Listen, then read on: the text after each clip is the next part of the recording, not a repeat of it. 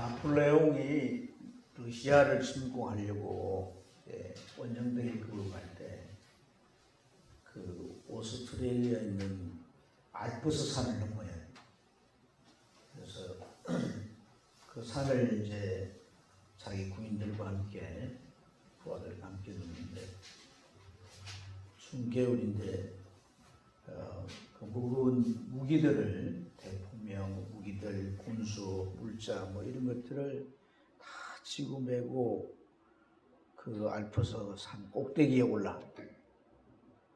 꼭대기에 이제 올라가서 이제 이 나폴레옹이 이렇게 쳐다보더니 한마디 하는 말이 여기가 아닌 게 왜요? 그래가지고 정말 천신만고 끝에 올라왔는데 여기가 아니라고 그러니까 부하들이 뒤로 나사빠지고 절반이 기절을 했다는 거예요. 그래서 이제 부하들을 깨워가지고 일으켜서 이제 다시 이제 건너편 산으로 또 다시 올라가는데 알프스 산이 그렇잖아요. 바람도 불고 막 눈이 이제 막 내리게 되면 그 눈을 맞으면서 그 묵은 짐들을 지고 또 올라가야 되는데 이번에 두 번째 올라가니까 죽을 힘을 다해서 올라가는 거예요.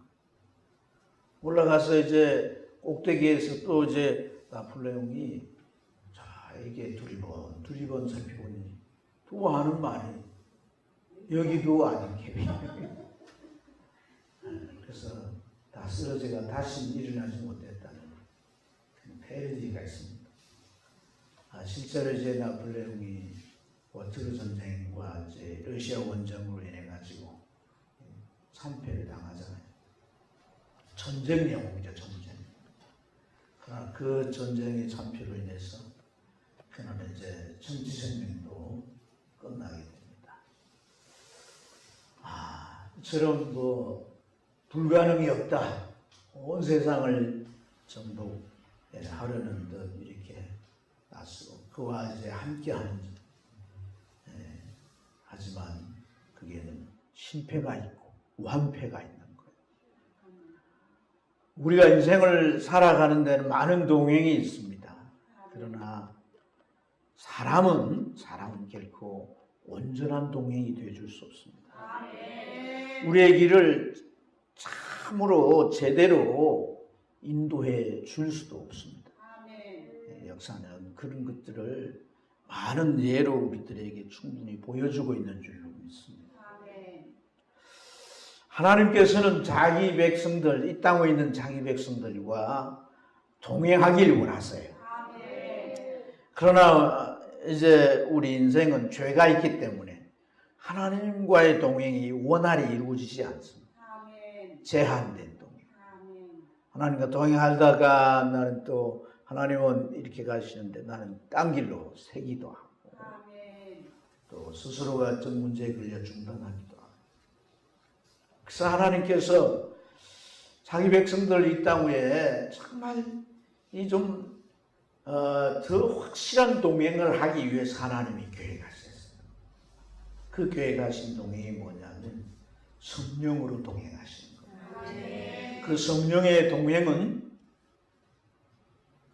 옆에도 아니고 앞에도 아니고 뒤도 아니고 우리 안에서 내주의 동행입니다. 내주의 동행. 할렐루야. 이 성령의 내주의 동행을 이사야서 8장 8절에 이사야 선지자는 이렇게 예언했어요. 임마누엘이여 그가 펴는 날개가 내 땅에 가득하다. 예수님이 함께하는 동행을 임마누엘이라 했습니다. 하나님이 우리와 함께 하신다. 그런 말이 이제 임마누엘이라는 말입니다. 이러한 약속이 성령이 오심으로 확실하게 이루어진 줄로 믿습니다. 임마누엘이라는 표현이 이제 두 군데 에서 나오는데 이사야 7장 14절에 첫 번째 임마누엘이 뭐냐면 하나님의 아들 되신 예수 그리스도가 인간의 몸을 입고 이 땅 위에 오셔서 하나님의 아들로서 공생의 생애를 이제 살아가시는 그게 이제 첫 번째 임마누엘입니다. 하나님의 놀라운 은혜들이 함께 하셔서 귀신이 떠나가고 질병이 고침받고 이 자연도 그분 앞에 순복하는 할렐루야 죽은 자도 살리는 그런 놀라운 일들을 펼치시고 마지막에는 우리의 죄를 해결하기 위해서 십자가에서 피 흘려 죽으시고 우리를 속죄케 해 놓으신 줄로 믿습니다. 그리고 그 이후에 성령이 오셔서 다시 우리를 임마누엘 해주시는 거예요. 우리 안에서 우리와 함께 영구히 동행해 주시는 줄로 믿습니다. 바울사도는 이 성령의 동행, 이 임마누엘이라고 하는 이 성격, 이 역할을 그는 고린도전서 2장 9절 이하에서 이렇게 표현합니다. 하나님, 이 하나님의 모든 것, 깊은 것을 사람은 알 수가 없지만 성령은 통달하여 아신다는 거예요. 여러분 속에 계시는 성령께서 하나님의 깊은 것, 그 속에 하나님의 아주 깊이 있는 뜻, 또 그 어떤 것도 성령은 다 아신다는 거예요. 다 아시는 그 성령이 우리 안에서 하나님께서 우리에게 은혜를 베푸신 것들을 다 알게 하신다. 알게 하신다. 깨닫게 하신다. 하나하나 성령이 밝혀줘요. 그래서 바울 사도는 우리 선생이 따로 없다는 거예요. 내 안에 계신 성령이 성경을 읽으면 다 조명하셔서 하나하나 알게 하신다. 할렐루야. 이런 성령의 내주 동행의 은혜에 있길 주님 축원합니다. 축원합니다. 또 요한 사도는 요한서 1장에서 그런 얘기, 특별한 사귐을 얘기했는데 성령을 통하여 정말 우리가 보지 못했던 그 하나님과 이 땅에 역사하셨지만 이제 구속 사업을 다 마치고 천국으로 성천하신 그 예수님과 우리가 함께 교제하는 특별한 사귐, 이 교제를 말씀해 주셨어요. 할렐루야. 그래서 이 교제가 실제 이루어지는 것이 가능한 것이 바로 성령의 임마누엘 하심이라는 거예요. 성령을 통해 우리는 하나님의 어떤 분인가를 알아가게 되고 성령을 통해서 우리는 예수님을 닮아가게 되고 그 말씀을 우리가 깨우쳐서 따라가도록 성령이 역사하시는 줄로 믿습니다. 성령 전체를 통해서 성령의 아주 핵심적인 그리고 이제 성령의 가장 중요한 역할을 우리가 이 땅에 사는 우리가 이 땅 위에서 저 천국까지 잘 갈 수 있도록 견인해 주신다는 거예요. 견인하시잖아요. 견인. 차가 고장나면 견인 차로 와가지고 딱 붙들으면 끌고 가잖아요. 그죠? 네. 우리는 갈 바를 알지 못해요. 가다가 쓰다가 옆길로 새다가 이러지만 성령께서 우리를 야 그리 가면 안 돼. 참 이런 얘기는 처음이죠. 처음. 처음이죠.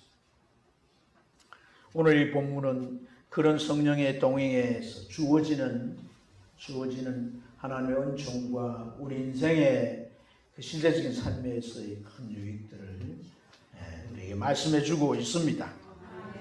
성령이 주시는 지혜는 우리 삶과 인생을 이 삶과 인생을 살아가는 세월을 아끼게 해주십니다. 타임 세이브를 해주시. 아멘. 시간은 절로 흘러가는데 어떻게 아끼겠습니까? 정말 영원히 남을 가치 있는 그 일을 하도록 감동하시고 간섭하심으로 우리 시간이 올바른 일에 가치 있는 일에 쓰여지게 하시고 그냥 허송세월이 되지 않게 하시는 것인 줄로 믿습니다. 또한 오늘 우리가 드리는 예배도 성령의 기름 부으신 신령한 예배가 되게 성령 역사하십니다. 눈에 보이지 않지만 성령은 이 가운데서 우리가 드리는 찬양과 기도와 이 말씀이 전거되는 이 시간에 모든 예배 순서 속에 역사하셔서 여러분 한 사람 한 사람을 만나주시고 특지해 주시고 그런 감동의 역사로 함께 하시는 줄로 믿습니다. 또 우리를 낮추어서 정말 겸손하게 하셔서 모든 일에도 우리가 감사하게 하고 서로 이제 용납하고 받아들임으로 서로를 향해서 순응하게 해 주시는 줄로 믿습니다. 이러한 것이 성령이 역사하는 일이고 오늘 본문에서는 그러한 것을 우리에게 가르쳐 주고 있는 줄로 믿습니다. 근데 여러분 제가 하나 짚고 넘어가야 할 부분은 사실 오늘 이 성령 충만 받으라고 하는 이제 이 말씀이 28절에 이제 중반쯤에 이제 기록이 되어 있고 앞뒤 이제 다른 구절들이 기록되어 있습니다. 그러니까 목사님이 성령의 인도에 대한 말씀을 하는데 사실 이 성령에 대한 말씀은 이 6구절 중에 하나가 아니겠는가 이런 생각을 할 수도 있습니다. 하지만 성령의 역할, 그 충만하심의 역사는 모든 구절과 함께 연결되어 있는 줄로 믿습니다. 여러분 우리가 악한 때인데 이 악한 때를 맞설 그러한 지혜가 성령으로부터 오지 아니하면 우리에게 있을 수가 없습니다. 여러분 이 세상을 우리가 살아가지만 하나님께서 우리를 향하신 그 뜻을 하나님의 깊은 끝까지 통달하지 아니하는 그 성령을 통하지 않고 우리가 어떻게 할 수가 있겠습니까? 신앙생활을 수십 년 했다고 하지만 난 하나님의 뜻을 몰라요 하는 사람들이 들어있거든요. 근데 성령이 정말 그에게 역사하시고 그와 함께 해가신다면 어느 순간에 그를 향하신 하나님의 뜻을 깨닫게 하시고 그 뜻을 붙잡아서 일평생 그걸 추구하며 살아가게 하시는 줄로 믿습니다. 뿐만 아니라 여러분 성령 없이 어떻게 신령한 축제 같은 예배를 드릴 수가 있으며 성령의 기름 부으심이 있어야만이 가능한 거죠. 성령이 없이 우리가 항상 감사할 수 있으며 어찌 서로를 용납하고 피차 복종할 수가 있겠느냐. 성령으로 가는 이러한 말씀을 뒤집어 말씀을 드린다면 우리가 성령의 내주에 동행이 없이는 사실 지금 열거한 말씀들은 우리 삶에 큰 고민거리고 문제가 되고 우리 앞을 가로막는 장애물로 작용하고 있을지 모릅니다. 세월을 아끼지 못하고 그저 자기 생각대로 마음 내키는 대로 세상이 흘러가는 대로 따라서 살다 보니까 세상이 다 흙이 되어요. 허송세월 보내요. 주님 앞에 갔을 때 하나도 남겨놓을 것이 거리가 하나도 없는 나를 향한 하나님의 뜻이 뭔지도 모르고 내 뜻도 아니고 사람들이 얘기하니까 그것에 편성해서 그게 잘 사는 것인 줄로 생각하고 쫓아 살아요.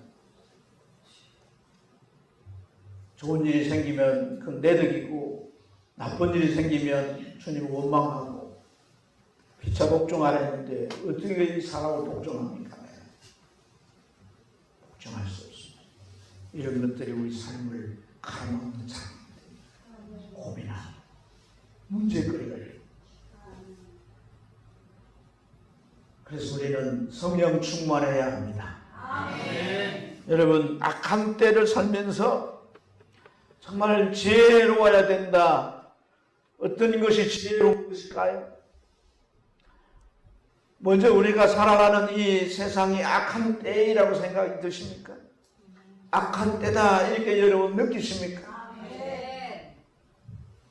우리가 살고 있는 세속주의가 홍수처럼 밀려옵니다.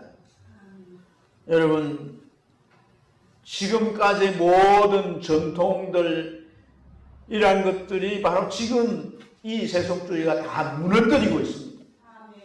동성애, 젠더주의, 왜곡된 인권, 또 이제 이러한 이 기준들은요 다 타락된 인간의 본성을 따르는 거지 조상들이 양심으로 만들어 놓은 전통을 따르는 것도 아니고 성경을 따르는 도둑 아닙니다.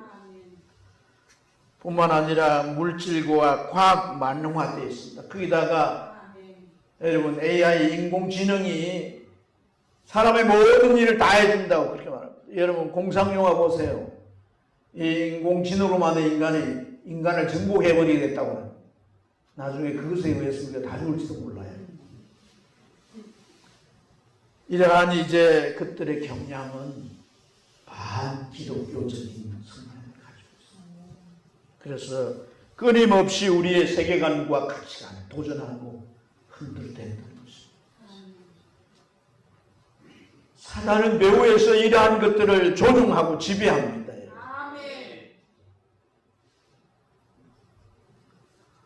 사단은 사실 불신자들에게는, 마지막 때의 불신자들은요, 죄를 많이 짓던 저 기지는 가만 내버려둬도 지옥 가잖아요.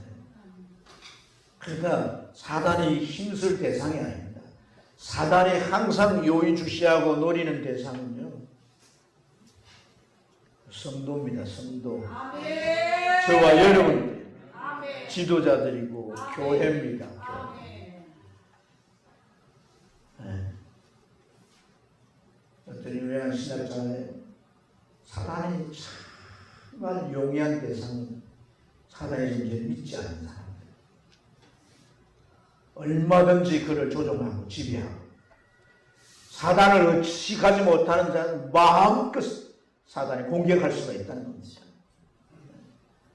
천지분간을 못하고 이게 사단의 역사인지 사단이 주는 생각인지 그렇게 우리가 속을 수밖에 없다는 것을 깨달아야 돼요. 기독교의 세속적인 사상을 받아들여서 물들게 하고 나중에는 그것을 점점 잠시로 그 대표적인 예가 WCC입니다. 이 WCC는 세계교회연합회입니다. 협의회. 세계교회. 근데 이 세계교회 협의회가 발족되었을 때는 교회들이 이제 각 교단들이 있잖아요. 그리고 각 나라의 교회들이 있잖아요. 우리가 연합해가지고 좀 복음을 위해서 하나님 나라 확장을 위해서 우리가 운동하자. 이렇게 시작이 됐어요. 하지만 여기에 자유주의 신학자들이 들어오면서 이 자유주의 신학자들 독일 신학계에서 고등비평이라고 하는 것을 발표하면서 성경은 무오한 감동된 하나님의 말씀으로 믿지 아니하고 그냥 문학책이에요. 문학책, 성경. 문학책으로 그렇게 보는 거예요. 그러한 사람들이 만들어 놓은 그런 이제 이 신학들이 많이 있습니다. 뭐 해방신학뿐 아니라 여러 가지 신학들이 많은데 그런 것에 아주 물들어져 있는 사람들이 이런데 이제 가입을 해가지고 같이 활동을 하면서 이 WCC가 점점 변절돼 가기 시작했어요. 그래서 처음 모여서 결정한 게 뭐냐면 가난과 우리 인간의 불완전을 해결하는 그 구원의 수단이 공산주의라고 결정했어요. 교회들의 연합회라고 하는 곳에서 그 결정했다.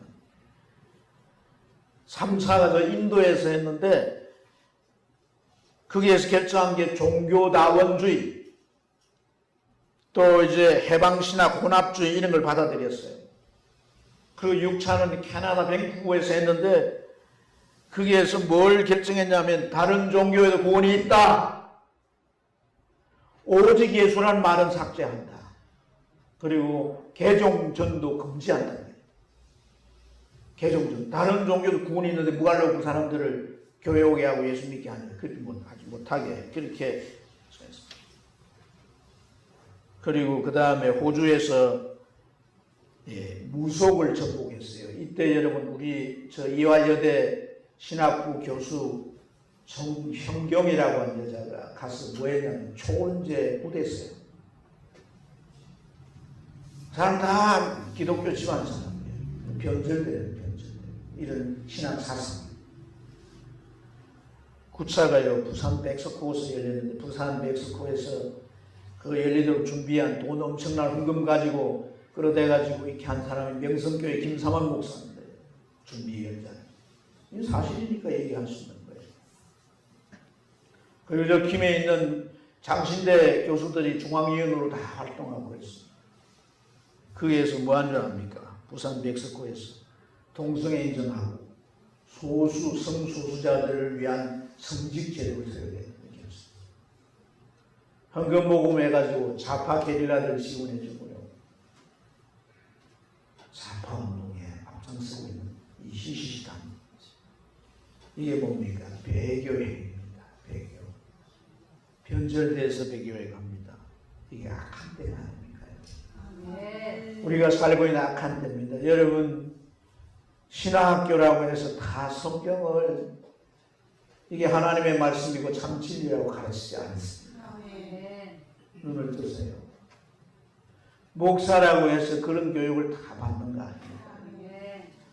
마지막 때는 너무 혼탁한 시대고 너무 뒤죽박죽 혼란스럽게 섞여서 분별이 오는데 무슨 말이냐면 여러분, 우리 구원이 제대로 저 천국까지 우리 구원이 끝까지 유지될지도 모른다 이 말입니다. 예수 그리스도가 십자가에 죽은 사건이 정치적인 거지 우리 죄와 무관하다 그렇게 가르친다는 얘기예요. 기독교 신앙에서 이 대속의 진리 빠지면 아무것도 없습니다. 한가 종교일 뿐입니다. 아멘입니까? 내가 해결할 수 없는 죄를 예수님이 십자가에서 담당해 주셨다. 그것 때문에 인간으로 오셨다는 거예요. 그리고 그를 내가 진심으로 마음에 받아들여서 믿으면 그리고 회개하면 속죄가 이루어져서 성령이 내 안에 내주하시고 하나님의 자녀로 하나님이 동행하시며 살아간다는 이 진리를 확실하게 우리가 믿어야 할 줄로 믿습니다. 이거 없으면 다 허신합니다. 허신. 이런 악한 때에 성령은 어떤 역할을 해주실까요? 15절에 보면 자세히 주의하여 지혜 없는 자 같이 하지 말고 오직 지혜 있는 자 같이 하여 그랬어요. 성령은 우리에게 지혜를 주셔서 선악간을 옳고 그름을 분별하게 하십니다. 할렐루야. 이 세대나 신학이 하나님 앞에 어떻게 잘못됐는지를 알게 하시고 그 미혹에 빠지지 않도록 깨우치시고 우리를 건져내시는 줄로 믿습니다. 부산 그 CCC 총회 때 참석했던 선교사 가운데 이디오피아 선교사분이 간증문을 써냈어요. 그런 이 WCC에 연관된 그런 이제 사이트에서 자기 교단에 속해 있기 때문에 선교사로서 한국에 안식년으로 와서 참여하게 됐다는 거예요. 네, 개회 예배 때 드리고 뭐 그 행사들도 보고. 근데 이제 선교지에 돌아가서 늘 새벽에 일어나면 의자에 앉아서 세수를 하고 의자에 앉아 기도하고 새벽 기도를 혼자 그렇게 해왔는데 어느 날 기도를 하는데 마음에 회개하라 이런 마음의 생각이 들더라는 거예요. 그래서 회개 잘 눌러주세요.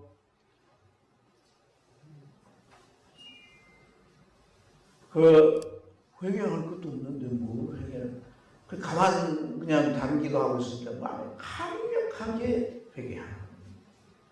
그래서 뭘 회개해야 하지 이렇게 생각하니까 자기가 그 멕시코에서 WCC 총회 때 개회 예배를 드렸던 그 앉아있는 모습이 떠오르고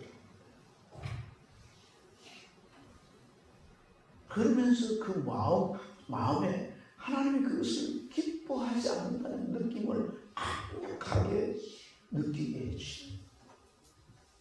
더 나아가서 이러한 일에 대해서 이러한 것을 한국교회와 또 이 한국교회가 이런 일을 행하는 것에 대해서 하나님이 진노하시고 계시다는 그 마음을 자기에게 쏟아부어서 그가 3일을 통회하고 통곡하며 그렇게 회개했다. 그분이 하는 얘기가 이 코로나로 인해 가지고 온 세계가 어려움 당하지만은 사실 어찌 보면 온 세계 교회들 가운데 한국 교회만큼 어려움 당한 교회들이 별로 없다. 유독 한국 교회가 정부로부터 이런 어려움을 당하고 이 사회로부터 한국 교회가 이런 지탄을 받는 것들이 이게 우연이 아니라는 악한 세대를 분별하지 못하고 신앙관이 뚜렷하지 못해서 우리가 아무렇게나 사는 이런 우리의 이 잘못을 주님은 이런 것들을 통해서 진리로 깨닫게 하시고 우리 하나님 정말 분별하게 해주시는 것인 줄로 믿습니다. 혼란과 혼돈이 먹구름처럼 덮으려 할 때 진리를 일깨워서 우리 분별하게 하시고 잘못된 것을 회개하게 하시고 마귀가 깔아놓은 이 미혹의 수동에서 건져내시는 간섭으로 성령의 역사는 줄로 믿습니다. 오늘 우리가 19절 말씀을 보면 시와 찬송과 신령한 노래들로 서로 화답하며 너의 마음으로 주께 노래하며 찬송하며 이렇게 표현했는데 이게 뭘 말합니까? 우리 이것은 예배를 말합니다. 예배. 초대교회 공예배가 이런 모습으로 예배를 드렸던 것입니다. 그래서 어떤 객식을 따지지 않고 성령에 의해서 사로잡혀서 하나님의 말씀이 증거되고 은혜를 입게 되면 서로 찬양하는데 그 찬양이 교창이 되는 거예요. 서로 주고받는 찬양이 되는 거예요. 할렐루야. 그런 찬양 가운데 천사들이 그 가운데 역사해서 신령한 노래로 하나님 앞에 올려주십니다.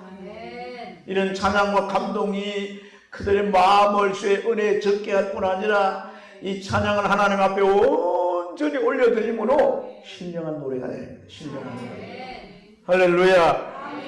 그래서 이러한 이 예배를 통해서 영혼들이 이 예배에 참여만 해도 정화되어지고 영혼들이 새로워지고 하늘로부터 오는 새 힘을 얻게 되고 하나님께서 고쳐주시는 그런 일들이 일어나고 회복의 역사들이 일어나는 이것이 이 성령에 의한 예배라는 거예요. 목사를 포함해서 예배를 드리는 예배를 이렇게 돕는 모든 구약으로 말하면 예인들인데 이 예배위원들이 정말 그런 예배를 바라보아야 하는 거예요. 그런 예배를 사모해야 되는 거예요. 그런 예배가 이루어지도록 성령이 나를 지배하시고 내가 하는 이 예배의 한 부분을 정말 내가 드러나는 게 아니라 성령이 나를 통해서 하나님의 영광을 드러내는 하나님의 임재를 끌어내리는 그런 예배이도록 우리가 기도해요. 순서 맡은 거니까 와서 그냥 한 시간 하는 이게 아니라 성령은 그런 예배를 만들어 주시는 거예요. 성령은 이 예배에서 중요한 사역을 하신 예수 그리스도의 보혈 2000년 전에 흘린 보혈이지만 우리 마음의 죄를 깨닫게 하시고 진심으로 해결할 때 그 죄를 다 씻어지게 합니다. 다 씻게 합니다. 할렐루야. 그래서 우리가 정말 회복된 마음으로 온 마음으로 하나님 앞에 이 예배로 나아가게 하시고 하나님의 말씀이 우리를 일깨워 줄 때 우리의 잘잘못을 고치게 해주실 뿐 아니라 우리가 정말 바른 믿음을 가지고 하나님의 약속을 붙잡고 갈 수 있는 담대한 신앙이 우리 가운데 생기는 줄로 믿습니다. 진정한 예배를 통해 하나님 앞에 영광을 돌리는 것이다. 예배를 통해서 회복된 사람의 드러나는 뒤따르는 이런 증거가 뭐냐면 찬양입니다. 찬양. 찬양이고 감사합니다. 오늘 여기에 이 19절 말씀 보면 다 찬양이잖아요. 찬송, 노래, 서로 화답하는 교창, 마음으로 주께 노래하고 찬송하고 할렐루야. 그러니까 그 은혜를 생각하면 찬양이 나올 수밖에 없는 주님의 사랑을 생각하면 찬양 나올 수밖에 없는 주님 내게 주시는 그 순간순간 그들이 막 이렇게 확인되고 드러나서 느껴지면서 내 입에서 나오는 게 찬양이 됩니다. 찬양. 믿습니까? 예배를 잘 드린 사람은요 집에 가서부터 찬양이 나오는 거예요. 찬양.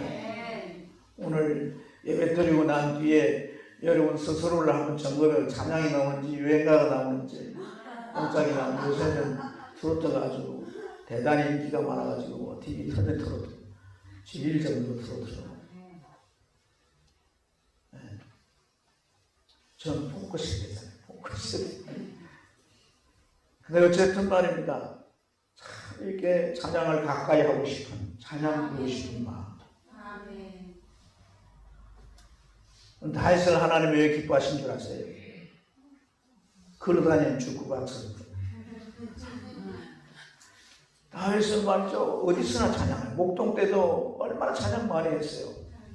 광야에서 할 게 뭐가 있습니까? 네? 도망 다니는 왜 찬양하는 거예요? 찬양. 도망 다니니까 얼마나 마음이 불안 가운데 있겠어요. 찬양하면 이 불안이 다 떠나버리고 평안이 오는 거예요.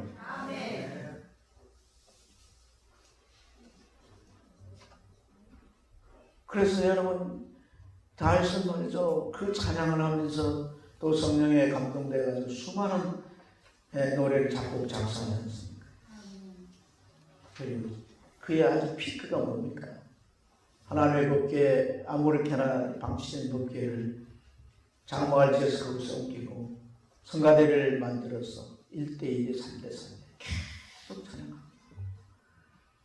하나님의 백성들이 그 다윗의 장막 곁에 가면 그 찬양에 동화되고 그래서 마음이 열리고 하나님의 은혜를 받고 심령이 회복되어서 하나님의 백성들로 살아갈 수 있다. 여러분 성령은 그 일을 주로 하십니다. 네. 우리 개신교는 말씀의 종교 뭐 이런 얘기를 많이 하면서 설교에 앉아가지고 우리가 설교가 좀 재밌게 내기를 좀 즐겁게 하면 은혜 받았다고 생각합니다. 예배에는 설교만 있는 게 아닌데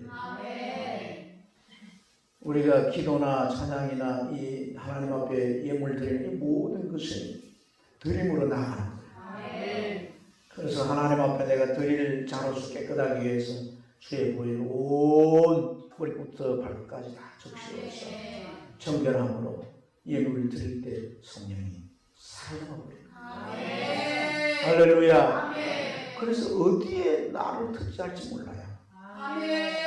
어디에서 나를 터치할지 모르고 찬양에 터치할지 모르고 말씀에 터치할지 기도에 터치할지 몰라요. 어떤 순간에 나를 만드실지 몰라요.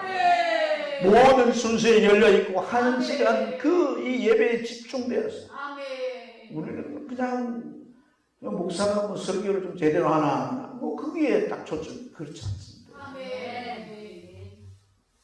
이 모두가 성령의 예배를 인도하는 자나 돕는 자나 예배 드리는 자나 성령에 사로잡혀 예배할 때 가는 그렇게 되도록 하십니다.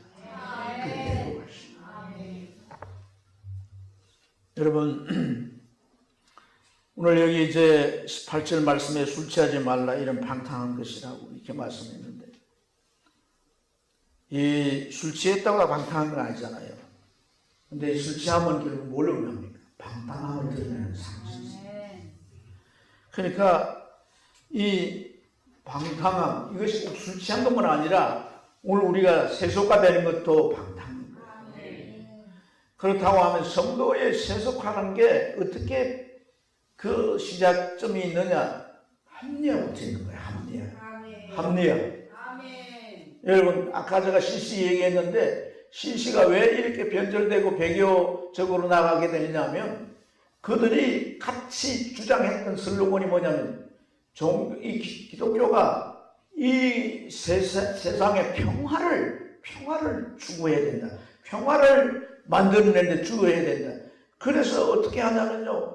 이 기독교 연합회에서 우리만이 아니라 종교부터 평화롭게 연합하도록 하자. 그래서 천주교를 끌어들이고 또 그 외에 뭐 불교니 온갖 종교들을 다 끌어들여 백석고 그게 할 때 여러분 불교의 뭐 그 보살 신상 그런 것도 갖다 놓고 또 뿐만 아니라 그 토속 종교의 민족 종교 이런 것 귀신들도 무당하는 그런 거 다 차려놔서 부스 만들고 다 보여주고 거기에 가서 뭐 다 얘기하고 뭐 완전히 우상백화점 만들고 이걸 목회자들이 이걸 신학자들이 주님의 이름으로 이 짓을 하니 하나님이 얼마나 보시기에 더럽고 추하겠나. 이런 것들이요 평화라고 하는 얼마나 좋습니까. 평화 그 한 걸음으로 오신 그건 합리합니다. 죄와 더불어 평화할 수 없습니다. 아멘. 마귀와 귀신과도 평화할 수 없습니다. 아멘. 우리 진리로 평화를 이루어 아멘. 참 신앙으로 평화를 이루어 아멘. 아멘. 아멘. 그래서 합리화해서 특히 남자 성도들은 술 취하지 말라. 술을 취하지 말라고 했지 마시지 말라고 했는데 마시면 괜찮잖아요. 성경에 보면 마시라는 데도 있대. 네 건강을 위해서 좀 마시라 이렇게 한 말도 있대 하면서 예수님도 더 나아가 예수님도 마시잖아. 와인 마시잖아. 와인 이러면서 합리화시키는데 성령은 우리를 세상의 사람들로 구별을 아멘. 갈 자리 가지 않을 자리, 해야 할 일 하지 말아야 앉아야 할 자리, 먹어야 할 것들도 이렇게 우리를 구별했어. 아멘. 아멘. 어떤 남편이 어디서 글을 보고 아내한테도 아는지 알려고 세상에서 제일 귀한 금이 있는데 황금과 소금과 지금이래. 그러니까 그 안에다가 근데 내가 제일 좋아하는 금은 이 현금 그리고 지금 그 임금이야.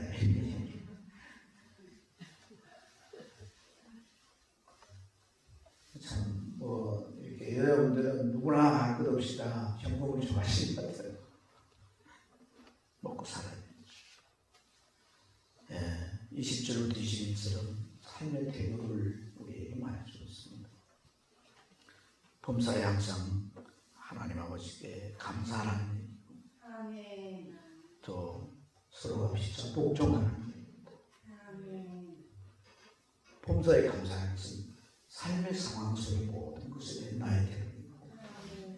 피차 복종하라는 것은 내가 아닌 상대 사람들에 대한 나의 태도를 말씀한 것인 줄 믿습니다. 우리가 여러분 어찌 항상 감사할 수 있습니까? 오늘 내게 좋지 못한 일이 있고 오늘 내가 실패했는데 어떻게 감사할 수 있습니까? 우리가 내일을 바라보고 감사해야 되는 거예요. 소망을 가지고 감사해야 되는 거예요. 내일 잘 될지 모르는데 내일 잘 될지 몰라. 오늘 안 되는데 내일 잘 되는 법이 있나? 이런 생각을 할 수 있습니다. 그러면 감사가 나올 수가 없죠. 성도들의 신앙 경향은 자꾸 미래를 알고 싶어 해요. 미래를. 그래서 종말도 시한부 종말로만 나오는 거고 글을 쌓으면 그게 다 빠져가지고 전부 다 팔아가지고 그게 깨달아야 되는 게 뭐냐면 예수님이 이제 3년이 됐을 때 예루살렘에 올라가면서 잘 죽을 것을 말씀했잖아요. 장로들에 의해서 종교지도자들에 의해서 또한 로마에 넘겨져서 십자가에 죽게 되겠습니다. 이런 말씀을 계속 하니까 제가들은 감을 못 잡아요. 감을. 베드로가 그랬잖아요. 죽는 일 절대 일어날 수 없도록 내가 막겠습니다. 근데 딱 한 사람 감을 잡은 사람이 있었어요. 누구예요? 감입니다. 그래서 예수님이 뭐합니까? 팔았잖아요. 다른 제자들은 예수님 직접 말해도 감을 못 잡는데 이 가룟 유다는 감을 잡아 예수님 팔아버렸던 거죠. 그런데 예수님이 십자가에 죽을 것을 감을 잡은 또 한 사람이 있습니다. 가룟 유다는 남자고 이 사람은 여자예요. 누굽니까? 마리아잖아요. 그래서 뭐합니까? 예수님에게 우리 고도가 같이 향유를 주었어. 주님은 나의 죽음을 위하여 이렇게 한 것이라고 말씀합니다. 이건 뭘 말합니까? 언제나 우리가 미래를 아는 것이 이 차이를 가는 게 아닌데 내가 가지고 믿음, 주님에 대한 신실함이 이 차이. 우리가 주님에 대한 신실한 믿음이 있다면 오늘 내게 감사할 수 없는 일이 일어나도 주님은 선하신 분이니까 내일 내게 좋은 것을 주실 것이에요. 그러나 주님에 대해서 우리가 진정성이 없으면 불평하고 원망하고 우리는 짐 싸가지고 떠날 수 있는 거예요. 가능성 주님을 팔아먹어버릴 수 있고.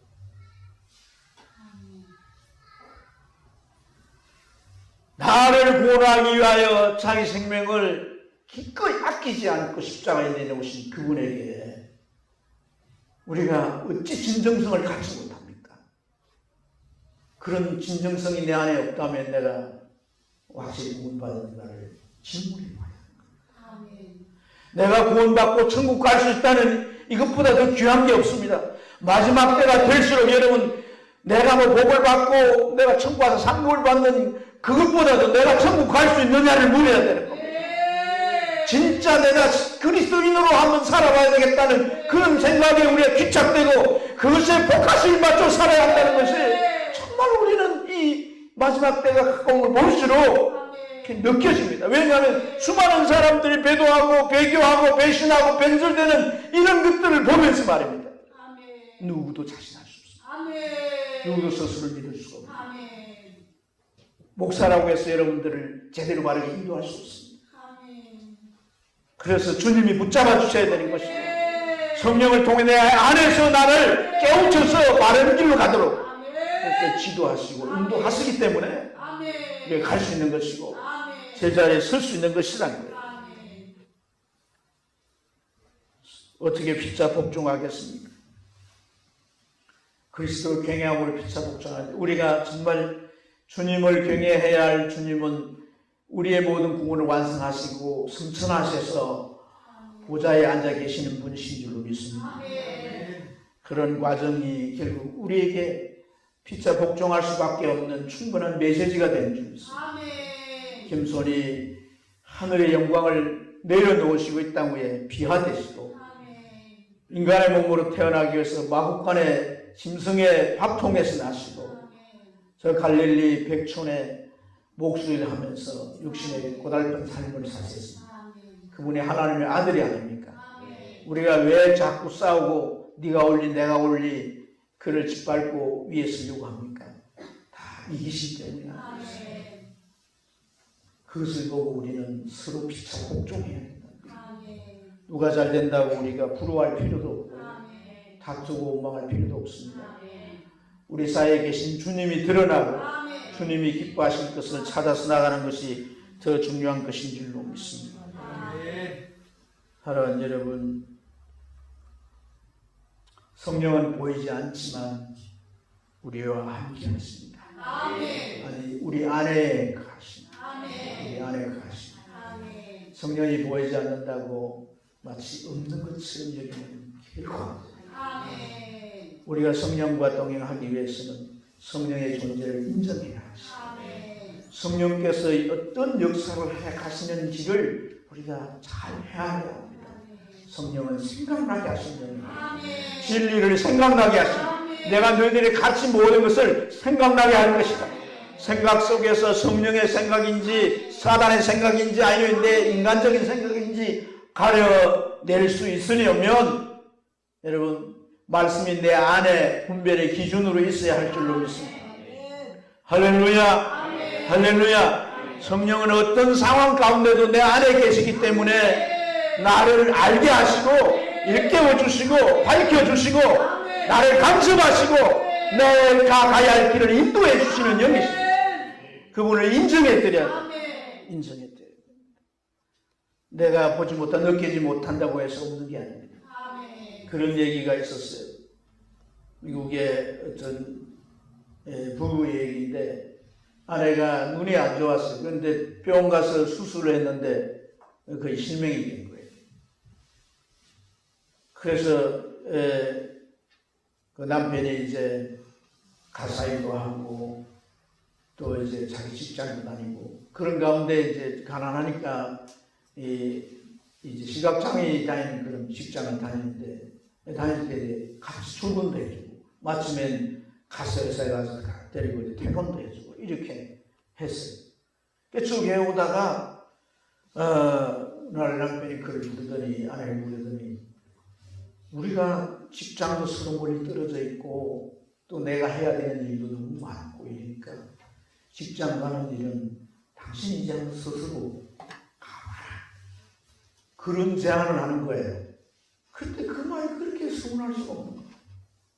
아내가 지금 혼자 할 수가 없는데 누가 나를 이렇게 붙잡아서 가야 어디도 갈 수 있고 뭘 이제 데리고 와야 올 수 있고 그런데 남편이 네가 어떻게 이런 말을 하는가 씁쓸해서 그리고 곰곰 생각하니까 마음에 배신감까지 들었어. 그래서 이를 악물고 내가 어떻게든지 혼자 할 수 있는 방법을 찾아야 돼. 그래서 그 길을 훈련한 거예요. 지팡이를 싣고. 그리고 이제 버스 정류장까지 가서 차를 타는 거 그리고 차에 내리는 그런 가운데 막 차에서 물러 떨어지기도 하고 그럴 때 그냥 도로에 포르지 앉아서 울기도 하고 뭐 이런 이제 과정처럼 어느 정도 익숙해질 무렵에 버스를 만나게 탔는데 그 버스 기사분이 하는 얘기가 부인 참 당신은 복이 많은 분이에요. 이렇게 말. 그러니까 내가 왜 무슨 복이 많은 내 눈도 이렇게 남편도 나를 뭐 이제 내버려 두면 무슨 복이 있는가 이런 생각을 하고 바라보니까 당신 남편이 지금까지 한 날도 빠짐없이 변함이 없이 당신 버스 탈 때 같이 타고 저 뒷자리에 앉아가지고 같이 있고 그러면서 당신이 이렇게 중심을 못 잡는 넘어지면 곁에 남이 붙잡아주는 것처럼 잡아주고 자리도 만들어주고 그리고 회사에 가면 끝까지 그걸 지켜보고 들어가는 거 보고 다시 돌아가고 이렇게 사랑을 많이 받는 것이 당신이니까 얼마나 복이 많은 거예요. 그 순간에 자기가 이렇게 넘어질 때 와서 이렇게 세워주고 자기 자신을 봐주고 그분이 바로 남편이었던 거예요. 그 자리에서 펑펑 울고 그 부부가 정말 더욱 결속하게 되었다는 실제 얘기였어요.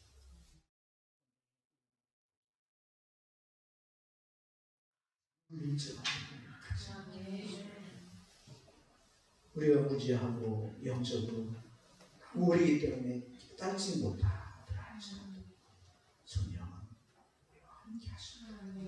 이것이 하나님께서 우리를 동행하시는 마지막에 확실한 방법이십니다. 성령과 함께 동행하셔서 천국까지 완주하시고 승리의 신앙생활하는 여러분 되시길 축원합니다.